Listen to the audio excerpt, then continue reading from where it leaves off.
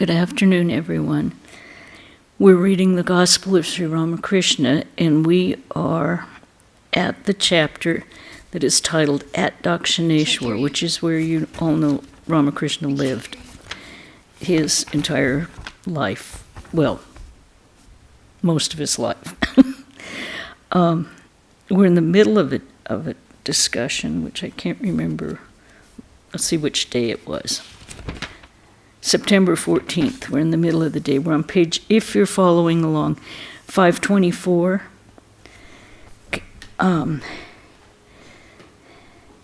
Pointing to the sadhaka from Kanagar, a devotee said to the master, "Sir, he has come to visit you. He has some questions to ask." The sadhaka was seated erect, his chin up. Okay, very straight. Sadhaka, "Sir, what is the way?" Master, faith in the Guru's words. One attains God by following the Guru's instructions step by step. It is like reaching an object by following the tail of a thread. Sadhaka, is it possible to see God? Master, he is unknowable by the mind engrossed in worldliness. One cannot attain God if one has even a trace of attachment to lust and greed. But he is knowable by the pure mind and the pure intelligence, the mind and intelligence that have not the slightest trace of attachment. Pure mind, pure intelligence, pure Atman are one and the same. Sadhaka, but the scriptures say, from him words and mind return baffled. He is unknowable by mind and words. Master, oh, stop. One cannot understand the meaning of the scriptures without practicing spiritual discipline. What will you gain by merely uttering the word siddhi? The pundits glibly quote the scriptures, but what will that accomplish? A man does not become intoxicated even by rubbing siddhi on his body. He must swallow it. Now, siddhi is the Indian hemp. What is the use of merely repeating, there is butter in the milk? Turn the milk into curd and churn it. Only then will you get the butter. Sadhaka, you talk about churning butter, but you too are quoting the scriptures. Master, what will one gain by merely quoting or hearing the scriptures? One must assimilate them. The almanac makes a forecast of the rainfall for the year, but you won't get a drop by squeezing the pages. Sadhaka, you talk about churning butter. Have you done it yourself? Master, you don't have to bother about what I have or haven't done. Besides, it is very difficult to explain these things to others. Suppose someone asks you, what does ghee taste like? Your answer will be, ghee tastes like ghee. To understand these things, one needs to live with holy men, just as to understand the pulse of bile, of phlegm, and so on, one needs to live with a physician. Sadhaka, there are some people who are irritated by others' company. I think quite a few people. Master, that happens only after the attainment of knowledge, after the realization of God. Shouldn't a beginner live in the company of holy men? The sadhaka sat in silence a few moments. Then he said with some irritation, please tell me whether you have realized God, either directly or intuitively. You may answer me if you are able, or you may keep silent if you wish. The master said with a smile, what shall I say? One can only give a hint. Sadhaka, then tell us that much. Narendra was going to sing. He said, no one has brought a pakwash. That's a drum. The younger Gopal, Mahimacharan has one. Master interrupting, no, we don't want anything of his here. A devotee from Kanagar sang a song. Every now and then Ramakrishna glanced at the sadhaka. The singer and Narendra became engaged in a furious discussion about musical technique. The sadhaka said to the singer, "What is the use of such discussion?" Referring to another man who had joined in the discussion, Ramakrishna said to the sadhaka, "Why didn't you scold him too?" It could be seen that the sadhaka was not on friendly terms with his companions from Kanagar. Narendra sang, "O Lord, must all my days pass by so utterly in vain? Down the path of hope I gaze with longing day and night." The sadhaka closed his eyes in meditation as he listened to the song. It was 4:00 in the afternoon. The rays of the setting sun fell on his body. So Sri Ramakrishna quickly opened an umbrella and placed it near the door so that the sun might not disturb the sadhaka. Narendra sang again, "How shall I call on thee, O Lord, with such a stained and worldly mind? Can a straw remain unharmed, cast in a pit of flaming coals? Thou, all goodness, art the fire, and I, all sin, am but a straw. How shall I ever worship thee? The glory of thy name, they say, redeems those even past redeeming. Yet when I chant thy sacred name, alas, my poor heart quakes with fright. I spend my life a slave to sin. How can I find a refuge then, O Lord, within thy holy way? In thine abounding kindness, rescue thou this sinful wretch. Drag me off by the hair of my head and give me shelter at thy feet." Oops. Again he sang, "Sweet is thy name, O refuge of the humble. It falls like sweetest nectar on our ears and comforts us. Beloved of our souls, the priceless treasure of thy name alone is the abode of immortality, and he who chants thy name becomes immortal. Falling upon our ears, thy holy name instantly slays the anguish of our hearts. Thou soul of our soul, and fills our hearts with bliss." As Narendra sang the line, "And he who chants thy name becomes immortal," the master went into samadhi. At first his fingers, especially the thumbs, began to tremble. The devotees from Kanagar had never seen the master in samadhi. Seeing him silent, they were about to leave the room. Bhavanath said to them, "Why are you going away? This is his samadhi." The devotees resumed their places.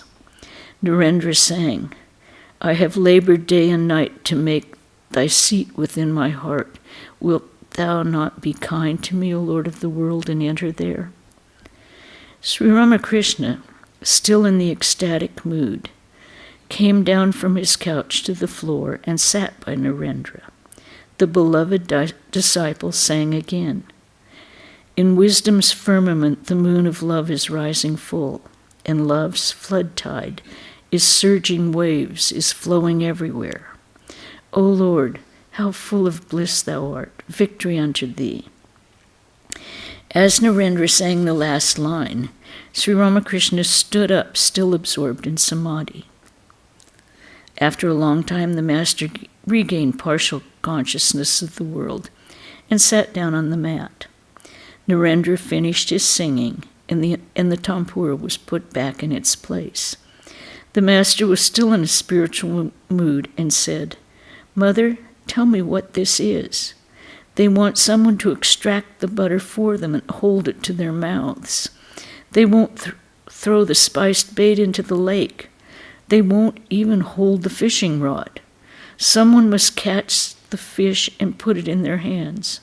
How troublesome. Mother, I won't listen to any more argument. The rogues force it on me. What a bother. I shall shake it off. God is beyond the Vedas and their injunctions. Can one realize him by studying the scriptures, the Vedas, and the Vedanta?" To Narendra, "Do you understand this? The Vedas give only a hint." Narendra wanted the tampura again. The master said, "I want to sing." He was still in an ecstatic mood and sang, "Mother, this is the grief that sorely grieves my heart, that even with thee for mother, and though I am wide awake, there should be robbery in my house. The master said, "Mother, why do you make me argue?" He sang again, "Once for all this time I have thoroughly understood. From one who knows it well, I have learnt the secret of bhava." The master said, "I'm quite conscious," but he was still groggy with divine fervor. He sang once more, "I drink no ordinary wine, but wine of everlasting bliss, as I repeat my Mother Kali's name. It so intoxicates my mind that people take me to be drunk." Sri Ramakrishna had said, "Mother, I won't listen to any more argument." Narendra sang, "O Mother, make me mad with thy love. What need have I of knowledge or reason?" Ramakrishna said with a smile, "O Mother, make me mad. God cannot be realized through knowledge and reasoning, through the arguments in the scriptures." He had been pleased with the singing of the musician from Kanagar and said to him humbly, "Please sing about the Divine Mother. Please, one song." Musician, "You must excuse me, sir." Master, bowing with folded hands, "No, sir, I can enforce this demand." Saying this, Sri Ramakrishna sang a few lines from a kirtan, assuming the attitude of a gopi. "Radha has every right to say it. She has kept awake for Krishna. She has stayed awake all night, and she has every right to be piqued." Then he said to the musician, "My dear sir, you are a child of the Divine Mother. She dwells in all beings. Therefore, I have every right to enforce my demand." A farmer said to his guru, "I shall get my mantra from you by beating you if I have to." Musician smiling, "A shoe beating?" Master smiling, "No, I won't go that far." Again, in an abstracted mood, Sri Ramakrishna said, "The beginner, the struggling, the perfect, and the supremely perfect. Which are you, perfect or supremely perfect? Come along, sing for us." The musician complied. He sang just a melody. "Master, my dear sir, that too makes me happy." The musician then sang a song. When the music was over, the devotees from Kanagar saluted the master and took their leave. The sadhaka bowed before him with folded hands and said, "Holy man, let me say goodbye." Sri Ramakrishna, still in an ecstatic mood, was talking to the Divine Mother. "Master, Mother, is it you or I? Do I do anything? No, no, it is you. Was it you who heard the arguments all this time, or was it I? No, not I. It was you." Sri Ramakrishna became conscious of the outer world and began to converse with Narendra, Bhavanat, and the other devotees. They were talking about the sadhaka. Bhavanat smiling, "What kind of a man is he?" Master, "He is a tamasic devotee." Bhavanat, "He can certainly recite Sanskrit verses." Master, "Once I said to a man about a sadhu, he is a rajasic sadhu. Why should I give him food and other presents?" At this, another sadhu taught me a lesson by saying to me, "Don't say that. There are 3 classes of holy men, sattvic, rajasic, tamasic. Since that day, I have respected holy men of all classes." Narendra smiling, "What? Is it like the elephant god? All indeed are God?" Master smiling, "It is God himself who sports in the world as both vidya and avidya. Therefore I salute both. It is written in the Chandi, the Divine Mother is the good fortune of the blessed and the ill fortune of the unlucky." To Bhavanat, "Is that mentioned in the Vishnu Purana?" Bhavanat smiling, "I don't know, sir." The devotees from Kanagar did not understand your samadhi and were about to leave the room. Master, who was it that asked them to remain? Bhavanat smiling, "It was I, sir." Master, my child, you are equally good in bringing people here and in driving them away. The conversation turned to the argument that Narendra had with the musician from Kanagar. Mukherjee, Narendra didn't spare him. Master, that's right. One needs such grit.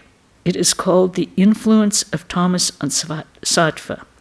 Must a man listen to everything another man says? Should I say to a prostitute, all right, you may do whatever you like. Must one listen to her? At one time, Radha was piqued. A friend said, her ego has been roused. Brinde, another friend said, whose is this ego? Her ego belongs to Krishna alone. She is proud in the pride of Krishna. The conversation turned to the glory of God's name.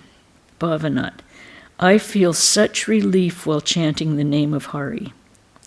Master, he who relieves us of sin is Hari.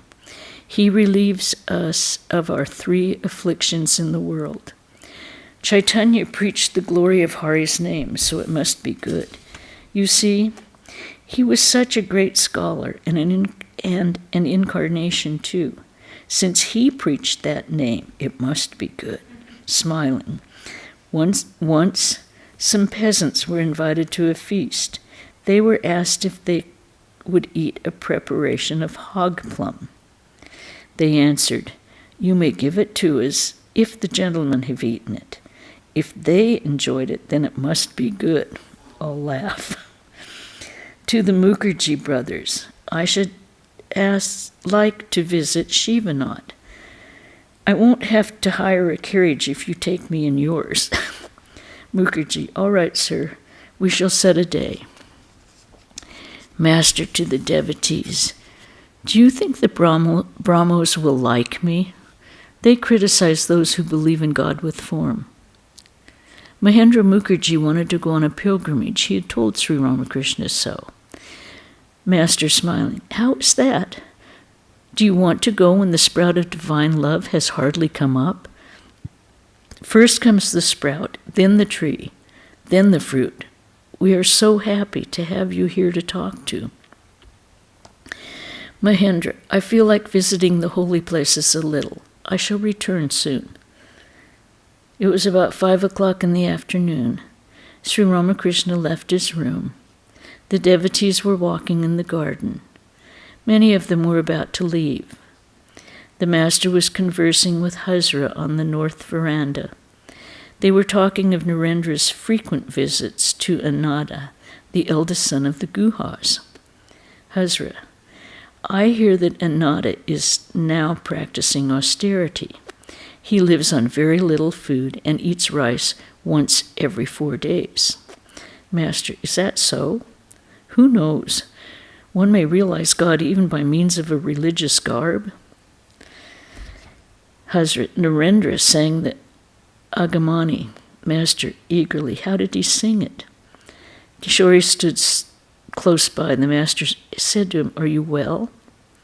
A little later, the master was standing on the west porch. Since it was autumn, he had put on a flannel shirt dyed with ochre. He said to Narendra, is it true that you sang the Agamani? And there's a footnote here. The class of songs invoking Durga, the Divine Mother, according to Hindu mythology, Durga or Uma is the daughter of King Himalaya.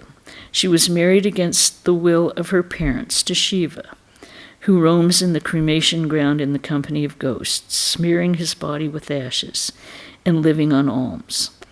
According to the terms of the marriage, Durga was allowed to stay with her parents 3 days each year. The Hindu women of Bengal look on Durga as their own daughter. On the first day of the Durga Puja, they sing the Agamani to welcome the Divine Mother. The song is full of the tenderness and affection of a mother for her daughter who is returning home from her husband's house after a long time. And so now we all know what the Agamani is.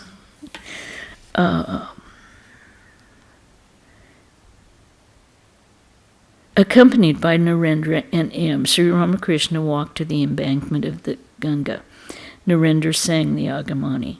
Tell me, my Uma, how you have fared alone in the stranger's house. People speak so much ill of us. Alas, I die of shame. My son-in-law smears his body with ashes from the funeral pyre and roams about in great delight. You too, along with him, cover with ash your golden skin. He begs the food that he eats. How can I bear it, being your mother? This time when he returns to claim you, I shall tell him, my daughter Uma is not home. Sri Ramakrishna stood listening to the song and went into samadhi. The sun was still above the horizon as the master stood on the embankment in the ecstatic mood.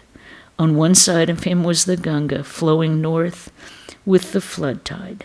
Behind him was the flower garden. To his right one could see the Nahabat and the Panchavati. Narendra stood by his side and sang.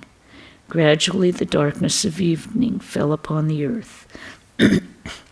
After Narendra and several other devotees had saluted the master and left for Calcutta, Sri Ramakrishna returned to his room. He was absorbed in meditation on the Divine Mother and was chanting her holy name. Jadu Malik had arrived at his garden house next to the Kali temple. He sent for the master. Adhar too had arrived from Calcutta and he saluted Sri Ramakrishna. The master asked Latu to light the lantern and accompany him to Jadu's garden. Master to M. Why didn't you bring Narayan with you? M. Shall I come with you? Master, do you want to come? Adhar and the others are here. All right, you may come. Will the Mukherjees also come with us? To the Mukherjees. Come along. Then we shall leave Jadu Malik's quickly. The master went to Jadu's drawing room. It was a well-furnished room with everything spick and span. The lamps were lighted. Jadu was sitting with his friends and was playing with the children. Servants were in attendance. Smiling, Jadu welcomed Sri Ramakrishna, but he did not get up. He treated the master as a friend of long acquaintance. Jadu was a devotee of Gauranga. He had just seen a performance of Gauranga's life at the Star Theatre. Remember, the Star Theatre is the one owned by Girish Ghosh, and told the master about it. The master listened to his account joyfully and played with the children. M and the Mukherjee brothers sat near him. In the course of the conversation, Sri Ramakrishna told Jadhu that Adhar had not been able to secure the post of vice chairman of the Calcutta municipality. Jadhu said that Adhar was still young and could try for it again. At his request, the master sang a few songs about Gauranga. After the music was over, the Mukherjees were about to take their leave. The master, too, was ready to go, but he was in an ecstatic mood. On coming to the porch, he went into samadhi. The gatekeeper of the garden house was a pious man. Now and then he invited the master to his house and fed him. Sri Ramakrishna stood there in samadhi, and the gatekeeper fanned him with a large fan. Ratan, the manager of the garden house, saluted the master, and Sri Ramakrishna, returning to the consciousness of the relative world, greeted the master and the gatekeeper, saying, Narayana. Then, accompanied by the devotees, he went back to the temple garden through the main gate. Master to the Mukherjees, pointing to M, please visit him often. Mukherjee smiling, yes, henceforth he will be our teacher. M ran a school. Master, it is the nature of the hemp smoker to make merry in the company of another hemp smoker. He will not talk even to an emir, but he will embrace a wretched hemp smoker if he happens to meet one. All laugh. It was about 9 o'clock. The Mukherjee brothers saluted the master and went away. Adhar and M sat on the floor in the master's room while he talked to Adhar about Rakhal. Rakhal was staying in Vrindavan with Balaram. The master had learnt from a letter about Rakhal's illness. He was so worried about him that 2 or 3 days earlier he had wept before Hazra like a child. Adhar had sent a registered letter to Rakhal, but had received no reply. Master to Adhar, Narayan has received a letter from Vrindavan. Why haven't you received a reply to yours? Adhar, I haven't heard yet from Vrindavan. Master, M has also received a letter from Vrindavan. They began to talk of Sri Ramakrishna's seeing a play at the Star Theatre about the life of Gauranga. Master, smiling, Jadhu told me that one could see the play very well from a 1 rupee seat. There's a footnote on this one. In spite of his great wealth, Jadhu Malik was very miserly. Very cheap. Once we were talking about going to Panihati. Jadhu wanted me to go in a country boat with a whole crowd of passengers. All laughed. Formerly, he liked to hear a little about God, but I don't see Jadhu much nowadays. He is always surrounded by flatterers. They have spoiled him. He is a man of a very calculating nature. I would no sooner sit in his house than he would ask me, how much is the carriage hire? I would say, you don't have to bother about it. You may give me 2.5 rupees. That would keep him quiet. All laughed. It was late. Adhar was about to depart. The master asked him to bring Narayan with him. And that's the end of that chapter. So we'll stop there today. I think today's reading was simply, it had a lot of good knowledge, but it shows the congeniality and the informality that was always present around the master. Even though he was going in and out of samadhi, people were comfortable, like they were with their friends and family. It wasn't a formal situation. But if there's any comments or questions from Zoom people, from the audience, okay. Tomorrow the lecture is on Straight as the Way. Then we will have the reading of Swami Akhandananda on Wednesday at 5 in the temple. And we will have the gospel reading at 5 in the temple on next Saturday. As all of you know, we had a Karma Yoga Day today, and it worked out very well. Everyone weeded forever. And we got quite a few weeds out. The rains had brought them in great quantities, so we had a lot of hard workers out there. Okay. No questions, comments? I'm sorry, John? Well, I was going to say, the next time you do Karma Yoga Day, pour salt on me. I turned into a pretzel after I left lunch. Okay. Om Shanti, Shanti, Shanti. Hari Om Tat Sat Sri Ramakrishna Arpanamastu.